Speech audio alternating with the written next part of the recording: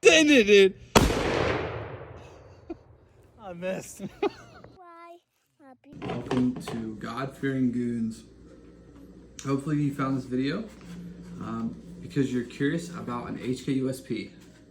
Maybe for running one as a modern day option. Maybe you're curious about the Langdon because there's not many videos about it. There's a lot of videos about Langdon's P30s, a lot of videos about Langdon's Berettas, which are chef's kiss, I will say. Not many about their USP. So I just wanted to give you guys some information about the USP, kind of just my opinion and where I'm at with it now, and information I would have liked to know before I made the purchase. So where do we start? Well, I'm sure you guys already know about the USP.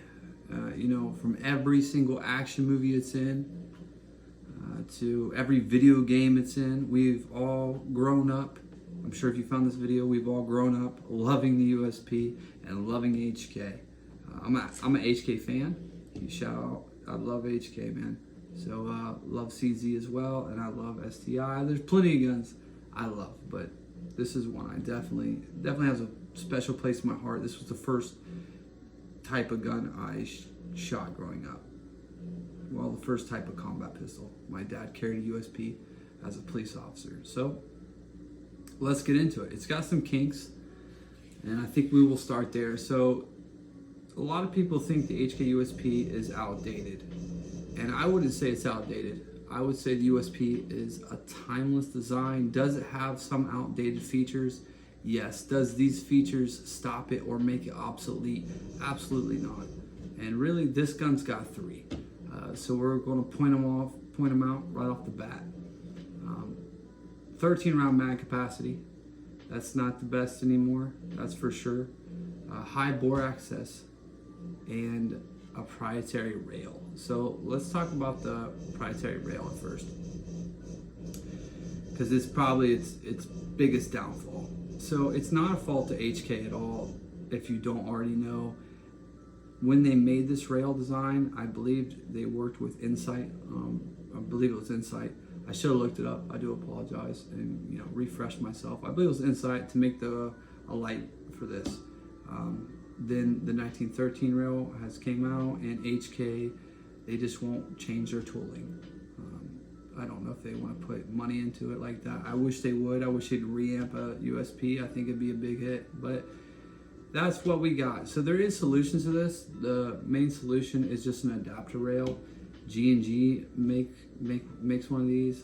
There's another company, I believe, that makes one. Surefire made one, but it is as rare as a unicorn, and it's extremely expensive for no reason besides that Surefire made it, and it's discontinued. Now the high bore access, obviously we can't get, there's no way around that. But what I can say is the USP feels great in your hand. I love the feeling of the USP, and I wouldn't say it's like a form fit feeling. It's more of a utilitarian feeling, but it feels good. It feels good. It's one of my favorite guns to grab and hold. It's just, grip is awesome. And what I can say is, because of that grip, I don't know what it is about this gun, but its return to 0 point when I'm firing it rapidly is really well. Even though it's a shorter slide, a compact, a little bit more snappy with a high bore access, I can still get down this gun and run it pretty fairly fast. So that's a plus for it. Now the 13 round mag capacity, that's kind of a downside. I don't see, in my opinion, it's not too big of a downside for me, because I carry it for a concealed gun, and obviously I'd like more rounds, but 13 is enough to get the job done. But there is kind of a hack, and the hack is that this gun uses the same mags as a VP9 or P30. Or should I say, the VP9 P30 use the same mags as it, but they're longer. So if you can put those in the compact, and they will hang out the bottom, about right there, about a half inch or so. And it gives you, I believe, 17 rounds? Maybe it's 16. I believe it's 17 in the VP9 and P30. So you got a much larger mag capacity. Now it does look ugly, so I carry it as a backup, and a lot of people do for a USP compact. Now there's a solution though. X Grips makes a spacer to fill the void, and it looks pretty good. This will have it. And let's pause where we're at just to give you guys an idea. This gun isn't in its final form. So I've only put about 2,000 rounds through it. And I haven't got all the accessories. It needs a Trigicon, it needs a light, it needs X Grips. But I've been dumping money into all kinds of other projects, and I have a carry gun. This will be replacing it once I get to a certain amount of rounds on it that I feel comfortable. And I feel comfortable now with this reliability, but I'm not as confident as I am with replacing my carry gun at the current moment. And I will be probably about another 2,000 rounds and a new Kydex holster and all of its bells and whistles. Right now, I currently carry a full-size Smith Metal, and I do enjoy it, but it will be replaced with this. So let's move on. So now I would like to talk about the RMR cut. Let's talk about the RMR cut. So Langdon Tactical, this is a Langdon model, obviously. So they do an RMR cut, and that's kind of special. And the reason it's special is because the time this was made, it was made for 40 cal. So then it went to 45 and 9mm. To make sure it functions properly for 9mm, HK lightened the slide.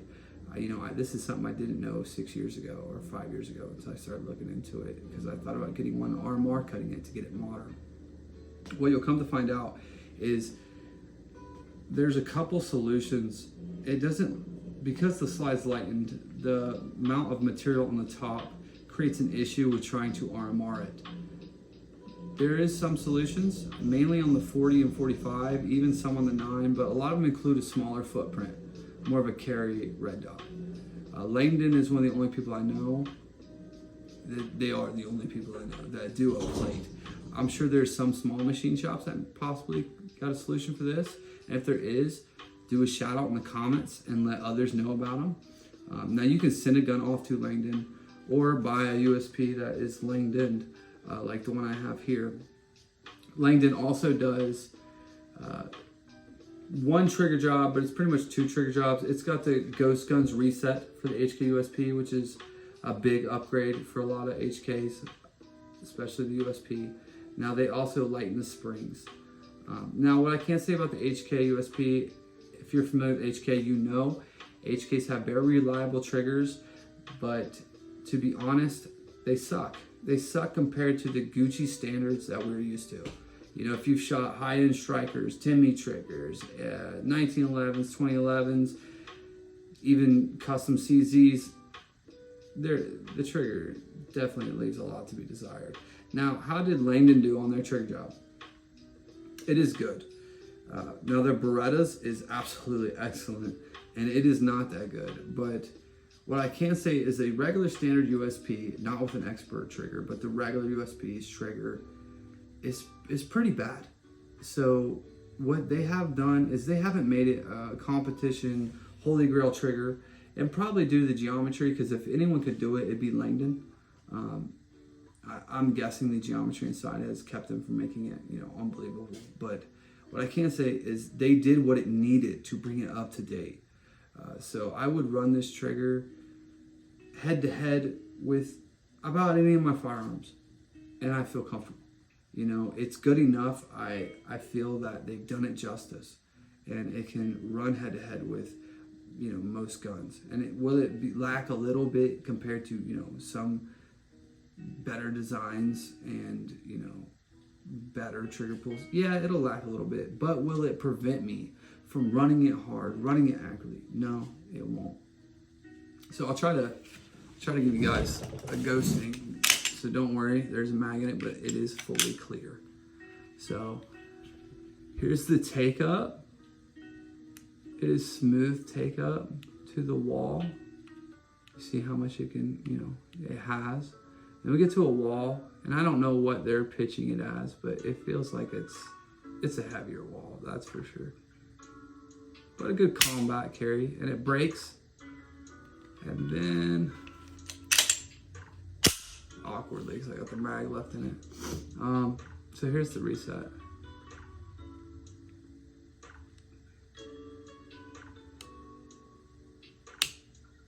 You guys see that? something I wanted to point out to you guys. It has a little click prior to the full reset right there. And here, let's get the full reset so I can show you first. And then it's back to the wall. Not much take up. Breaks. So that little click, right?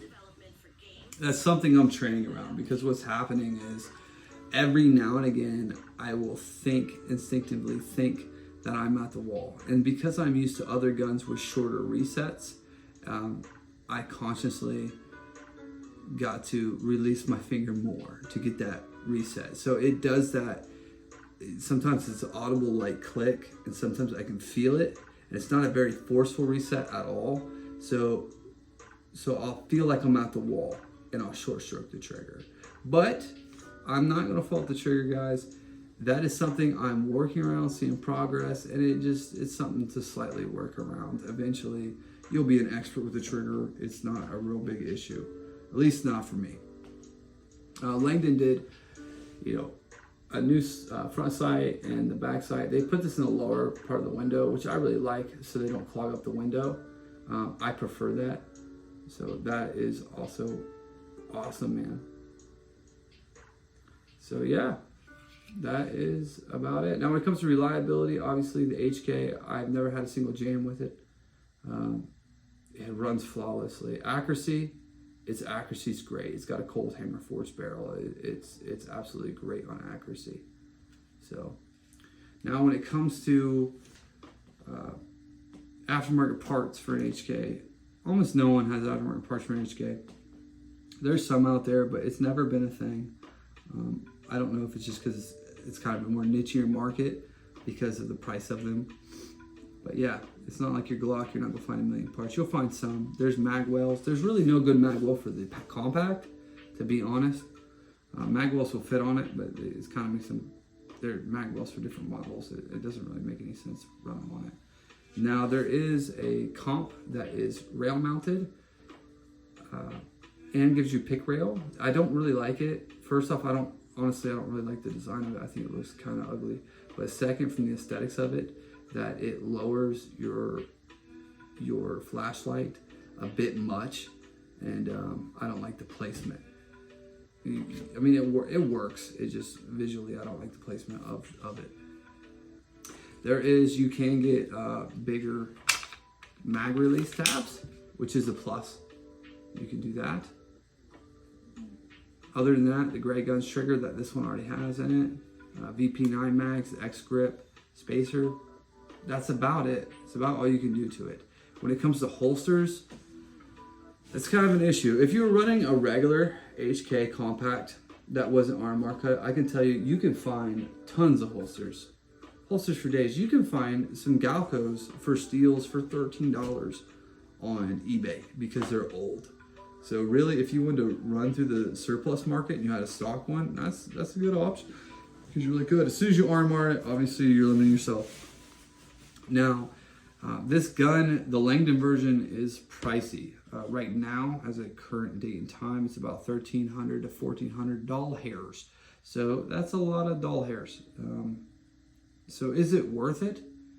Well, it depends. If you're looking for a modern carry gun, that's what you want. You want a really, modern carry gun and the best carry gun. I would say no.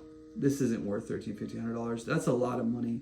And you can get a really good gun for $1,500. I mean, you can almost customize a 365 with an Icarus lower for somewhere around that price, depending on the parts you're running in. And that's probably an ultimate carry gun. It's just a lot. I mean, I can almost buy the metal Smith, which I really do like the metal. Not a big fan of Smiths, but the metal, after it's been customized, I really like it. I could buy it and get it probably ported from a custom shop, which would be great as a carry option. There, obviously for that much, there's a million other options. I'm just naming a couple. You could do a CZ75, cage in it, yada, yada, yada, yada. So I don't know if it's worth that much. It just depends, man. If you want a stock HK USP compact, you don't care about the optics, you could buy that and you could do Gray Guns trigger drop to it, or an expert trigger, and you'd be great. You know, it'd be awesome. Now, if you want an HK USP and you have a big place in your heart like I do, and you love it, you pick it up, you love the look of it, you love that it's been in movies, you love using it in a video game, you think it's the ultimate sex appeal pistol, and you want to modernize it enough to carry, and it's a whole vibe, and you can pull it out and you can shoot it all day and show your friends, and you just absolutely, it's worth that. Absolutely, I love this gun. It's one of my favorite guns, and I love its actions, and I love carrying it. And it will never fail me. I get that safety with it too, which is awesome. I know this is a go-to-war pistol, and when I pull it out, it's business. I also know if anything ever happened, apocalypse or anything happened, this gun is one of the few out of all the guns I've had, owned, and still have, that's going with me, because I know it's going to keep on ticking like a Rolex watch, and I'm gonna beat it like an East Wing hammer. And it's just going to keep on going. It's not going to stop on me. And I love it for that. It's got a place in my heart for that. And it always will. So I'm going to keep on ticking with it. And I'm going to carry it until its finishes wore off. And that's exactly what I plan on doing with this one. I love this gun. And hopefully this has helped you make a decision. And give you some insight. Call it pillow talk if you would, on some information with it. And if you want it or not. And some, if you've made it this far, if you're this interested, I'll give you a little bit of backstory about the USP, just so you know, in case you don't know. This gun was dropped in 1996, the compact, the original, in 93. So it's a very old gun. And a lot of its designs came from research development that they learned from the Mark 23, from the SOCOM project, which the offensive gun handgun project, I do believe. But that is one of the military's heaviest tested pistols in history. And that's pretty much its dad. So yeah, that's just a little bit of info. Well, I hope this has helped you guys make a decision. So like the video if you would. I appreciate it. It'll help others find a review about the USP Langdon, because right now when you search it, I'm sure you have, P30s come up, and P30s are cool, but it's not a USP. So like the video, guys. Thank you.